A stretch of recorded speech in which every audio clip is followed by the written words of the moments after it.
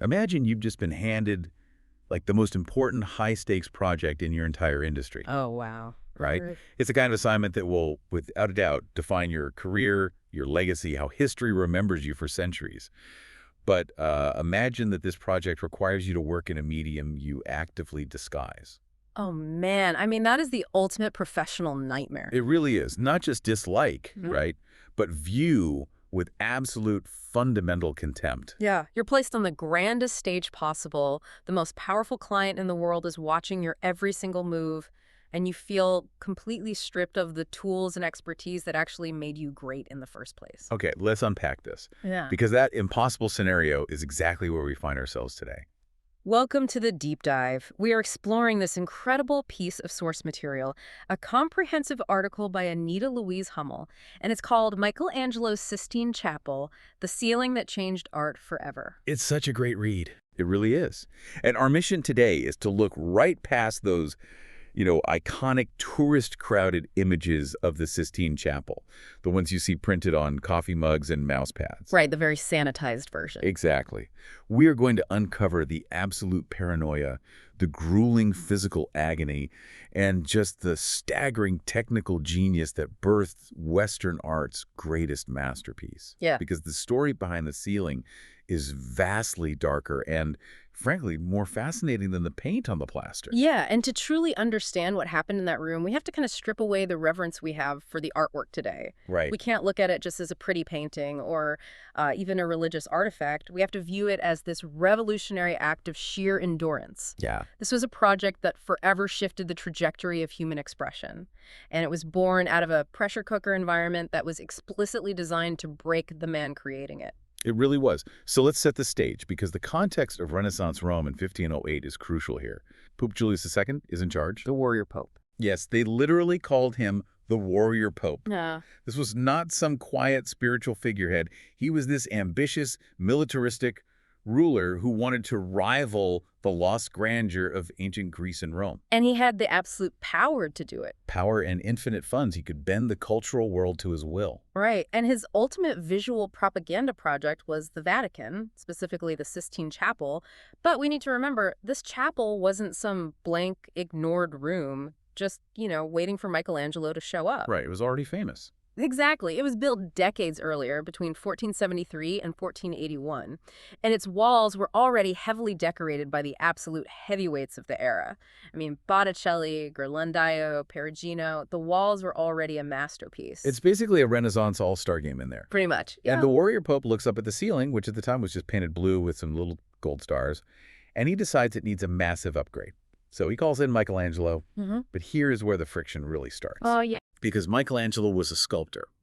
He had just cemented his status as this once-in-a-generation genius with his marble statue of David. He was not a fresco painter. Not at all. In fact, he was incredibly vocal about his belief that painting was a lesser art compared to the pure physical act of carving stone. Yeah, and because of that deeply held belief, he viewed the Pope's commission with immense suspicion. He was deeply, deeply paranoid about the whole thing. He thought he was being set up. Oh, totally. He didn't see this as an honor. He genuinely believed this entire project was a trap, orchestrated by his rivals in the Roman art world, specifically the architect Bramante and the painter Raphael. Wow. He thought they were trying to force him into a very public, very humiliating failure. I want to look at the mechanics of that paranoia for a second, because it actually makes total sense. Yeah. It's like, imagine you're the world's greatest structural engineer, right? Yeah. You build magnificent earthquake-proof skyscrapers. Okay. Suddenly, the president orders you to design the aerodynamics for a supersonic fighter jet. Sure, it's all quote-unquote engineering on paper, but the physics, the materials, the daily realities, they are entirely different disciplines. And you know that the world's best aerospace engineers are sitting in the front row just waiting for your jet to crash so they can laugh you out of the industry. That hits the nail on the head. That analogy is perfect. If we connect this to the bigger picture, the margin for error in fresco painting is virtually zero. And his rivals knew he lacked the specialized experience. Right. But this intense fear of public humiliation is precisely what fueled the masterpiece. I mean, Michelangelo didn't accept this commission because he was suddenly struck by divine inspiration staring at a blank ceiling. No, he was forced into it. Exactly. He accepted it out of raw ambition, a rigid sense of duty to his incredibly intimidating patron, and this desperate burning need to prove his enemies wrong. He was really backed into a corner. And because he was terrified of failing in a medium he didn't even respect, he had to figure out how to conquer the terrifying physical and chemical realities of the job. Yeah, the logistics alone were a nightmare. Let's talk about the sheer mind-boggling scale of this space. This ceiling is over 40 meters long and 13 meters wide. That's more than 500 square meters of surface area, suspended roughly 20 meters in the air. It is a vast, curved, vaulted expanse, which immediately presented the first impossible hurdle. How do you physically get a human being up there to paint it without shutting down the entire operation of the Vatican? Wait, I need to stop you there because the source material challenged everything I was taught in school about this. Oh, about him lying down? Yes, we all have this deeply ingrained, romanticized image of Michelangelo elegantly lying on his back, suspended on some wooden plank, casually brushing paint above his face. Right, the Charlton Heston movie version? Exactly. But the logistics of that never made sense to me. If you're lying flat on your back painting wet plaster, wouldn't it just drip directly into your eyes? Yeah, it would be awful. So the article says he was actually standing. How did he possibly build a platform that large without filling the church below with, like, a forest of wooden support beams? Well, the lying on his back myth is just a romantic convention that Hollywood and centuries of lore have stubbornly kept alive. The reality was a feat of engineering. The Pope still needed to use the chapel for Mass, so building a massive tower from the floor up was totally out of the question.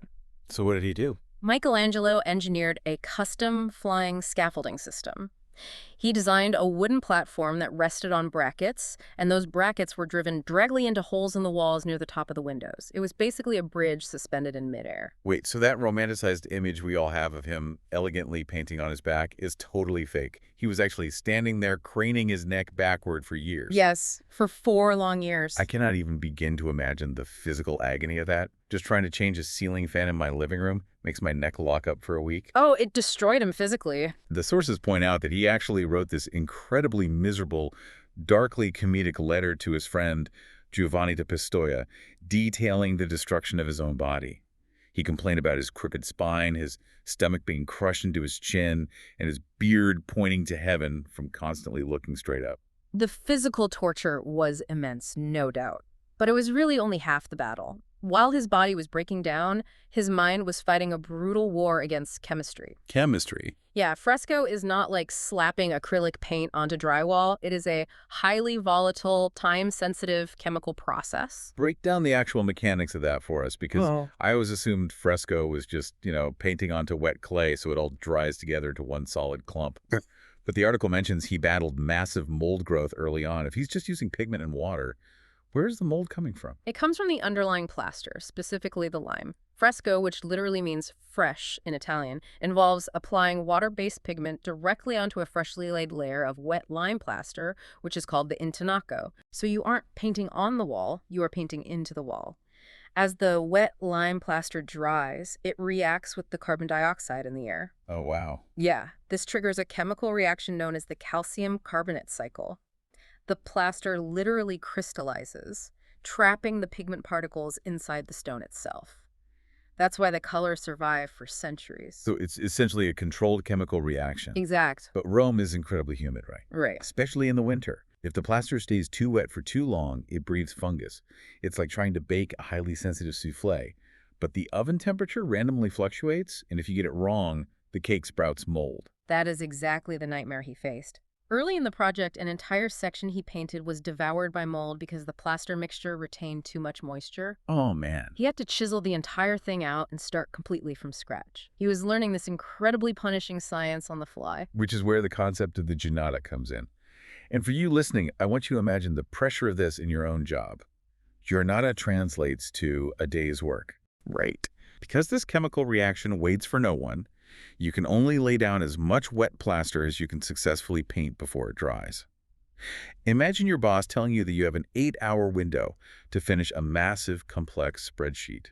If it isn't absolutely perfect by the time the clock strikes 5, your computer automatically deletes the file, and you have to rebuild the entire hard drive from scratch the next morning. That level of pressure is unimaginable to most people. But what is truly fascinating is how this severe chemical constraint actually forced Michelangelo's hand creatively. How so? Well, he couldn't endlessly revise his work. He couldn't labor over tiny, intricate details for weeks the way you can with oil paints on a canvas. The drying plaster demanded decisiveness. Right, he had to move fast. He had to be bold. He turned a technical limitation into an artistic triumph by painting with incredible speed, confidence, and sweeping, monumental strokes. So he conquers the physical agony, he masters the chemical nightmare, and this allows him to do something completely unprecedented. He brings a sculptor's brain to a two-dimensional ceiling. Which nobody was expecting. No, because we have to remember, the warrior pope originally had a surprisingly mundane plan for this project. Yeah, the Pope's original prompt was very standard for the era. He wanted some simple geometric ornaments and paintings of the 12 apostles in the architectural niches. Kind of boring. It would have been a beautiful decorative ceiling, sure, but it would have been entirely ordinary. And Michelangelo, a man who originally believed he was being set up to fail, suddenly pivots. He looks at this safe, boring plan and says, no, that's not ambitious enough. Right. He pitches a massive, sprawling narrative of human history, from the literal creation of the universe down to the fall of humanity. And to execute it, he uses a technique called chiaroscuro to make the figures explode off the plaster. Because his fundamental identity was that of a sculptor, he didn't think in terms of flat, two-dimensional lines. He thought in terms of volume, muscle, bone, and weight. Right. He used his obsessive, almost surgical study of human anatomy to give these painted bodies an unprecedented sense of mass. Here's where it gets really interesting. I want to focus on how he actually achieved that illusion. He essentially created the Renaissance equivalent of an IMAX 3D movie. He's using paint to carve statues into the viewer's retinas. That's a great way to put it. It reminds me of modern makeup contouring, where makeup artists use extreme dark and light tones on a flat face to create the optical illusion of sharp cheekbones or deep shadows that aren't physically there. Michelangelo is doing that on a massive scale. He couldn't just paint a gray shadow. He had to use extreme, stark contrasts of dark and light. And to take that step further, he also had to master anamorphic perspective. What's that? Well, he knew the viewer would be standing 60 feet below. If he painted a perfectly proportioned human body on a curved vault, it would look warped and stubby from the floor. Oh, right, because of the angle. Exactly, so he had to intentionally distort the figures painting overly massive torsos or elongated limbs so that the optical foreshortening made them look perfectly proportional and three-dimensional to the people looking up. So he essentially engineered an optical illusion. He didn't just fulfill a contract. He redefined the structural capacity of the medium. He proved a ceiling didn't just have to be decorative wallpaper. It could be a profoundly narrative, psychological experience. And the narrative he constructed is incredibly dense. He used this technical brilliance to create a visual encyclopedia of the human condition. Let's break down how he told those stories, starting with the panel ingrained in everyone's mind, the creation of Adam. Oh, yeah. You have God stretching out his hand, Adam reaching back. But the true genius of that panel isn't the anatomy. It's the negative space, that tiny millimeter gap between their fingers. It represents the spark of life passing over, but it also represents the eternal tragic distance between humanity and the divine. It is an incredible amount of psychological tension frozen in a tiny patch of plaster. And the contrast between that moment of divine grace and the later panels is just jarring. Look at the mechanism of the expulsion from the Garden of Eden. Michelangelo doesn't just rely on facial expressions to show Adam and Eve's sorrow. He uses their musculature. You see their bodies physically hunched, twisted, and contorted.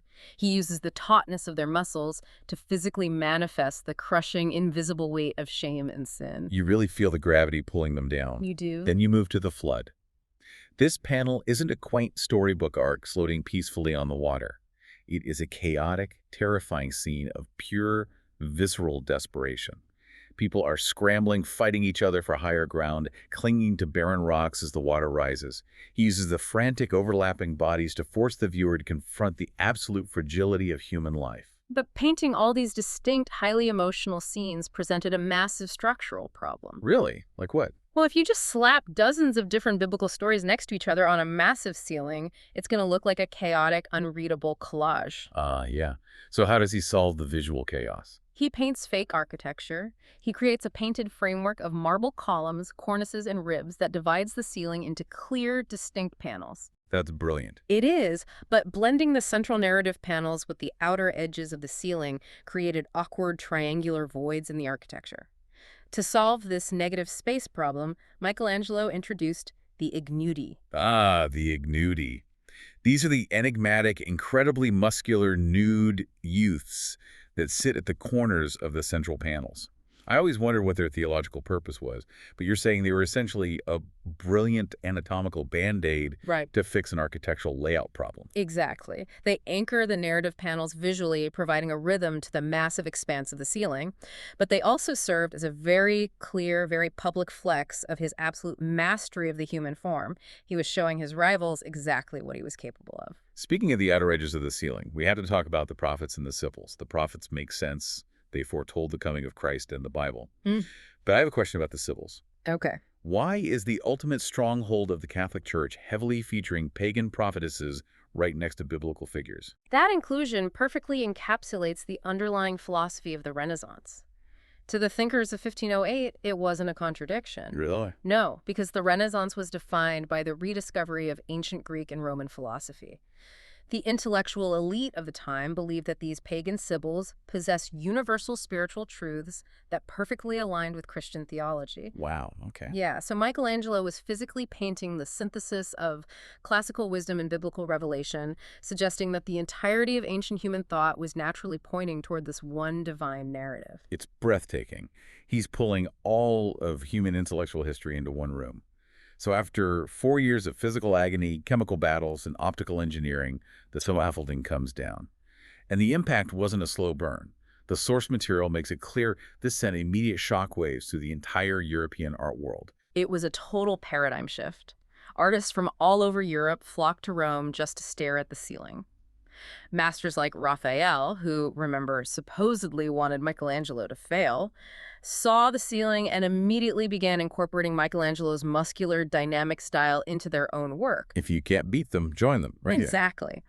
Once Michelangelo revealed the sheer power that could be achieved with fresco, the older, stiffer, flatter ways of painting became instantly obsolete.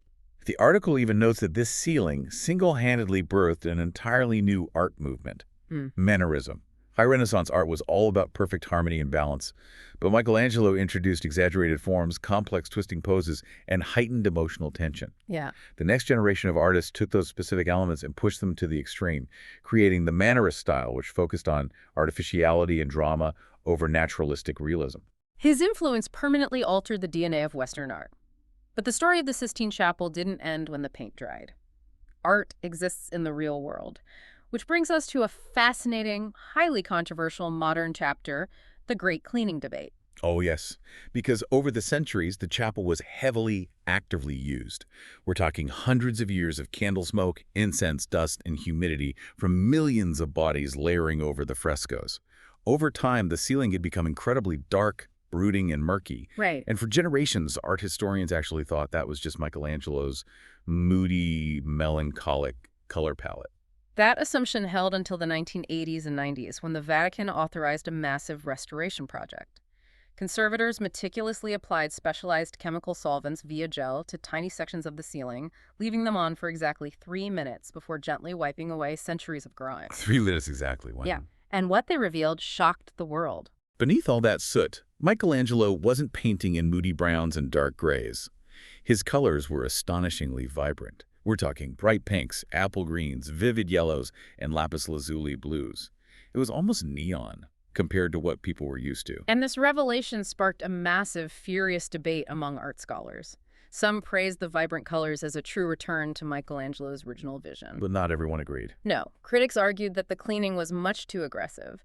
They theorized that Michelangelo might have applied a final layer of a secco dry paint applied after the plaster dried, to add subtle shadows and tone down the bright colors, and that the modern solvents accidentally washed away his final touches along with the dirt. Which poses a massive dilemma. It makes you wonder, is there a risk that by cleaning a 500-year-old masterpiece to look brand new, we accidentally wipe away part of its history? Where do we draw the line? Does the patina of time, the smoke of centuries of papal conclaves belong to the artwork itself? Where do we draw the line between conservation and historical erasure? This raises an important question about how we interact with historical artifacts. Art is a living legacy. The debate was so fierce because people felt a profound emotional ownership over the dark Sistine chapel they had grown up studying. Of course. But regardless of the aesthetic debate, the conservation undeniably stabilized the deteriorating plaster. It saved the physical integrity of the work, ensuring that millions of people, including the cardinals who still use the room today to elect new popes, can continue to experience its spiritual and cultural weight. It's incredible to think that it is still a functioning, highly important room. It's not just a sterile museum exhibit behind glass.